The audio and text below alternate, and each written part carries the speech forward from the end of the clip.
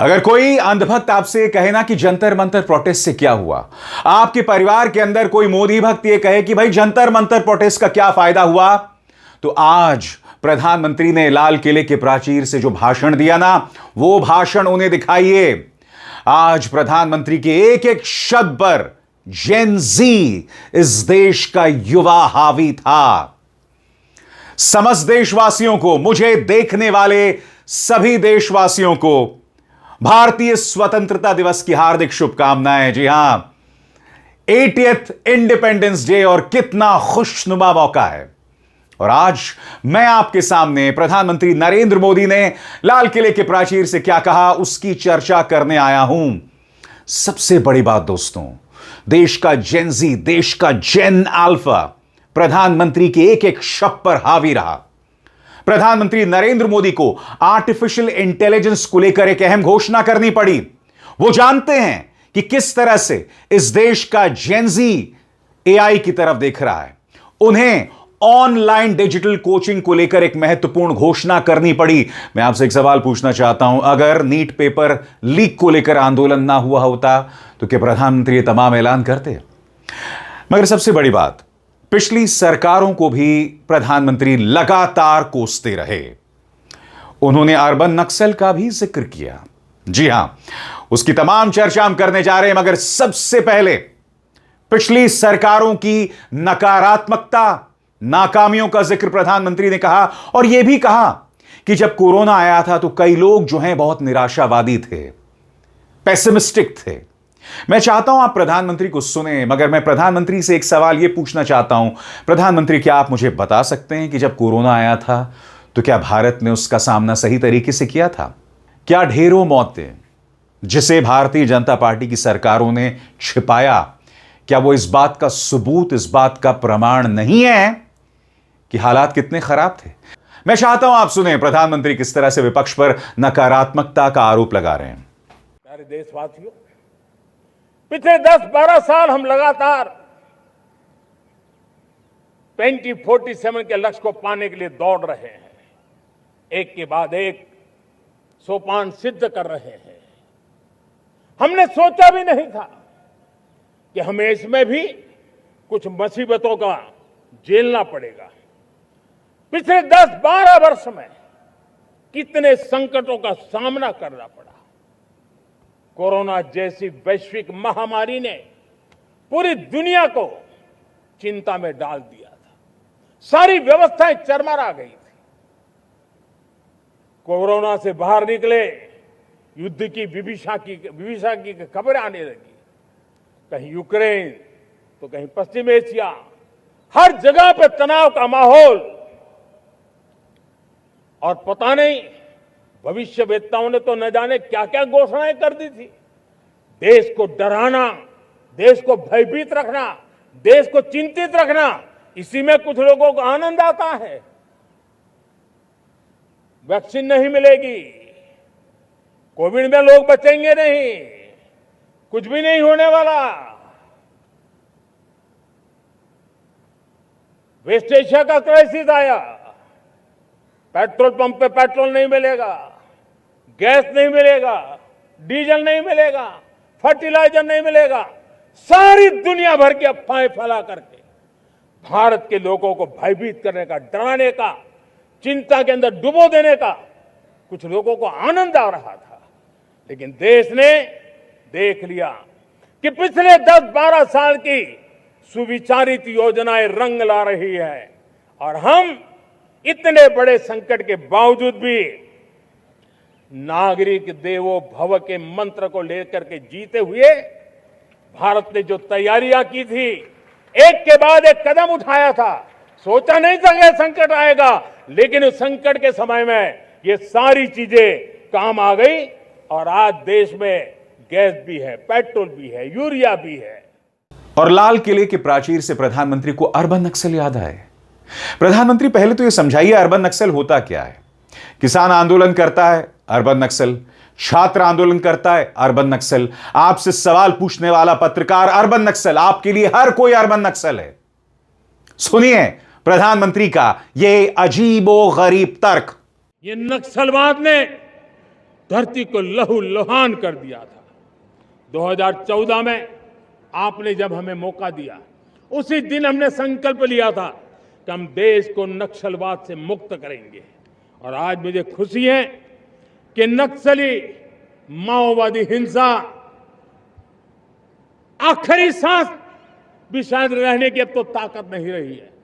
पूरी तरह उसे खत्म करने की दिशा में जहां पर कभी नक्सलवादियों की गोलियां चलती थी, जहां पर कभी धरती रक्त रंजित रहा करती थी, आज उसी नक्सल क्षेत्रों में, उसी इलाकों में नक्सल मुक्त होने के कारण विकास, विश्वास और प्रयास का तिरंगा लहरा रहा है।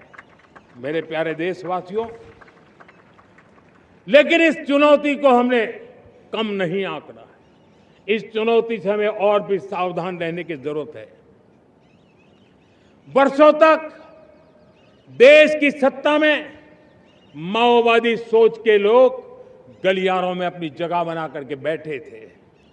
सरकारी कमेटियों में सलाहकार के रूप में भी ये माओवादी सोच ने नीतियों को प्रभावित किया था। मेरे प्यारे देशवासियों, जंगलों में हमें हथियारी नक्सलों का खात्मा बुलाने में, उस संकट से देश को मुक्त कराने में सफलता मिली है। लेकिन हथियारी नक्सल तो गए, लेकिन दिमागी नक्सल, ये दिमागी नक्सल मौके की तलाश में है, हिंसा अराजकता के वो रास्ते खोज रहे हैं, समाज को गलत राह पर घसीटने के लिए भांति भांति के दांव कर रहे हैं। इन दिमागी नक्सलियों को पहचानना होगा, इन दिमागी नक्सलियों को आइसोलेट करना होगा और राष्ट्र को विकसित राष्ट्र बनाने की मुख्य धारा की ओर देश की युवा पीढ़ी को जोड़ना होगा। और अब एक जरूरी संदेश, सच के इस सफर में मेरा साथी बनिए, मेरा चैनल ज्वाइन कीजिए और इनमें से एक विकल्प, एक ऑप्शन चुनिए। शुक्रिया। मगर जैसे कि मैंने आपको बताया, प्रधानमंत्री नरेंद्र मोदी के भाषण पर जेन जी का जो आंदोलन हुआ था, उसकी छाप साफ तौर पर दिखाई दे रही थी। जब उनका भाषण खत्म हुआ तो प्रधानमंत्री एक नहीं दो बार जेन अल्फा के बीच गए। वो जेन अल्फा जो उत्तर प्रदेश से लेकर मध्य प्रदेश से लेकर राजस्थान, हर जगह बेहतर सड़कें, बेहतर स्कूल्स, पंखों, शिक्षकों के लिए आंदोलन कर रहा है, इंस्पायर होकर जंतर मंतर प्रोटेस्ट से। प्रधानमंत्री एक नहीं दो बार गए। देखिए उस नजारे को। प्रधानमंत्री महोदय वॉलंटियर्स के बीच में, एनसीसी कैडेट्स के बीच में पहुंच चुके हैं और हाथ मिलाने का सिलसिला शुरू हो चुका है। यही वो मौका है, यही वो अवसर है, यही वो समय है जिसका इन सभी को शायद बड़ी शिद्दत से इंतज़ार रहता है। और सही अर्थों में कहें तो देश के सर्वोच्च नेतृत्व को इतने करीब देखकर, उनसे प्रत्यक्ष संवाद करके सबका दिन बन जाता है। कई तो ये समझते होंगे कि उनका जीवन ही बन गया, और उनका ऐसा समझना बहुत हद तक सही भी है। Now we have perhaps one of the most beautiful moments of the morning. The Prime Minister is among the people, greeting them, exchanging smiles, waving to them, and you can see the excitement on every face. Of the country as well as humanity. That is exactly the person they are all looking at once. And now the Honorable Prime Minister swiftly moving towards the audience enclosure, where a surprising thing has happened. All the seats of प्रधानमंत्री महोदय सामान्य दर्शक दीर्घा में जितने भी ज़्यादा लोगों से मिल सकते हैं, उनके जितने नज़दीक जा सकते हैं, जा रहे हैं। और ये भी एक बड़ी दिलचस्प बात है कि जो आम जनमानस है, उन सभी के चेहरे पर ऐसे भाव हैं जैसे माननीय प्रधानमंत्री सिर्फ उन्हें ही देख रहे हों। सामान्य एनक्लोजर्स के बाद एक बार फिर से पहुंचे हैं युवा शक्ति के बीच में, प्रत्यक्ष संवाद करते हुए भी नजर आते हैं। और एक बार फिर से, चूँकि अब ये कुछ अंतिम क्षण हैं, तो हर कोई चाहता है कि वो माननीय प्रधानमंत्री महोदय के बहुत नज़दीक आए, उनसे प्रत्यक्ष संवाद करे, उनके साथ सेल्फी ले, और यही वो यादें हैं जो जीवन भर वो अपने साथ रखेंगे। चिरस्मरणीय ये स्मृतियाँ हैं जिनको वो समेट कर इस स्वाधीनता दिवस समारोह से अपने साथ ले जाएंगे। यह है आंदोलन की ताकत दोस्तों, जिसे प्रधानमंत्री बार बार अर्बन नक्सल बताते हैं।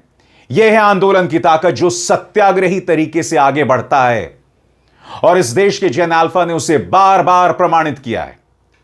और मैं आपको बताना चाहता हूं, आज प्रधानमंत्री ने एक अहम घोषणा की जिसमें उन्होंने कहा कि ऑनलाइन डिजिटल कोचिंग दी जाएगी। मैं आपसे एक सवाल पूछना चाहता हूं, अगर नीट का पेपर लीक ना हुआ होता और जंतर मंतर में लोग मैदान में ना उतरे होते, तो क्या प्रधानमंत्री इस बात का ऐलान करते? सुनिए ऑनलाइन डिजिटल कोचिंग को लेकर प्रधानमंत्री ने क्या कहा।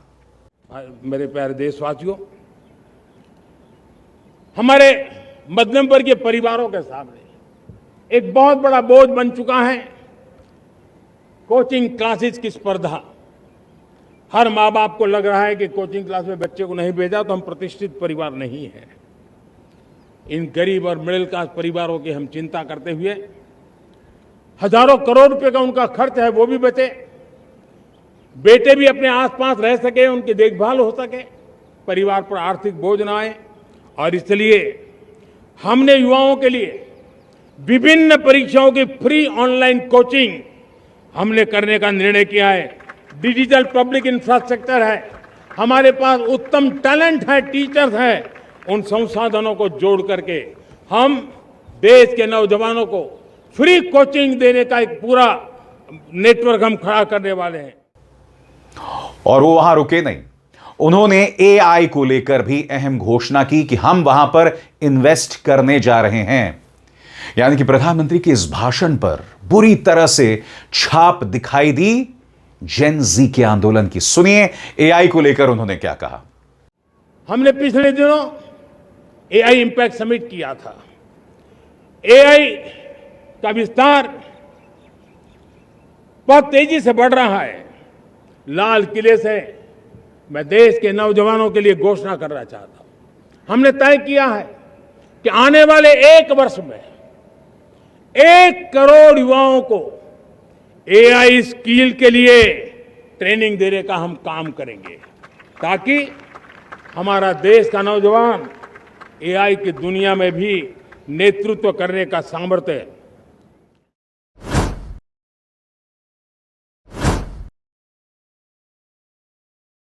राहुल बोले, सभी देशवासियों को स्वतंत्रता दिवस की हार्दिक शुभकामनाएं। आजादी हमारे स्वतंत्रता सेनानियों द्वारा दिया गया सिर्फ एक तोहफा नहीं बल्कि एक जिम्मेदारी भी है। यह जिम्मेदारी है सत्य और अहिंसा के रास्ते पर चलने की, संविधान और तिरंगे के मूल्यों को अपने दिल में रखने की और हर हाल में लोकतंत्र की रक्षा करने की। मुझे गर्व है कि हमारे देशवासी, खासकर युवा, इन मूल्यों की रक्षा करने के लिए एकजुट हैं। जय हिंद। मगर मैं प्रधानमंत्री से एक सवाल पूछना चाहता हूं। पाकिस्तान का जिक्र कहीं नहीं, चाइना का जिक्र कहीं नहीं। पिछले साल मई में ऑपरेशन सिंदूर हुआ था।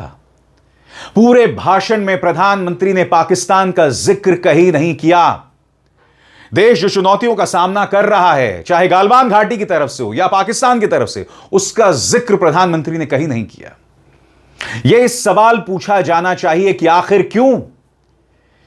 क्योंकि चाइना ऑपरेशन सिंदूर में पाकिस्तान की मदद करता है और उसके कुछ दिनों बाद क्योंकि ट्रंप का दबाव होता है, इसलिए प्रधानमंत्री शंघाई पहुंच जाते हैं। चाइना के विदेश मंत्री का स्वागत यहां भारत में होता है। और आज जब लाल किले के प्राचीर से प्रधानमंत्री देश को संबोधित कर रहे थे तो कहीं पर भी पाकिस्तान या चाइना का जिक्र नहीं। मैं समझना चाहता हूं आखिर क्यों? क्या पाकिस्तान की चुनौती खत्म हो गई है? सबसे बड़ी बात, इंटरनेशनली भारत का क्या किरदार है, उसका जिक्र कहीं नहीं किया गया। और करते भी कैसे? क्योंकि ईरान के साथ अमेरिका का समझौता हो जाए, उसमें पहल कौन ले रहा है? कतर और पाकिस्तान। जबकि भारत के संबंध अमेरिका के साथ भी अच्छे हैं, ईरान के साथ भी अच्छे हैं और इस्राइल के साथ भी अच्छे हैं। हम एक बेहतरीन किरदार निभा सकते थे। इसीलिए आपने कहीं पर भी दुनिया के स्तर पर भारत क्या कर रहा है, प्रधानमंत्री ने इसका भी जिक्र कहीं नहीं किया। मैं पूछना चाहता हूं, क्योंकि इन्होंने करोड़ों डॉलर्स लगाए थे प्रधानमंत्री को विश्व गुरु के तौर पर स्थापित करने, मगर इस भाषण में कहीं पर भी उस बात का जिक्र नहीं। यह सवाल तो पूछा जाना चाहिए ना।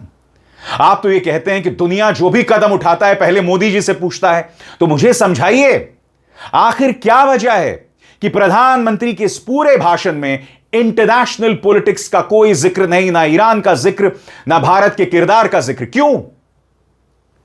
ये तमाम बातें हैं मैं जिससे पता चलता है कि पॉलिसी के स्तर पर यह सरकार किस तरह से नाकाम साबित हो रही है।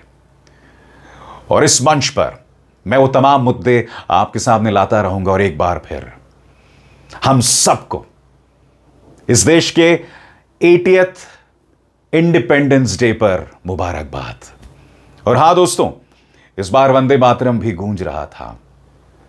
वंदे मातरम जिसे सुनकर दिल गौरवान्वित हो जाता है। आप सबको एक बार फिर स्वाधीनता दिवस की दिली शुभकामनाएं। अभिसार शर्मा को दीजिए इजाजत। नमस्कार, जय हिंद, सलाम।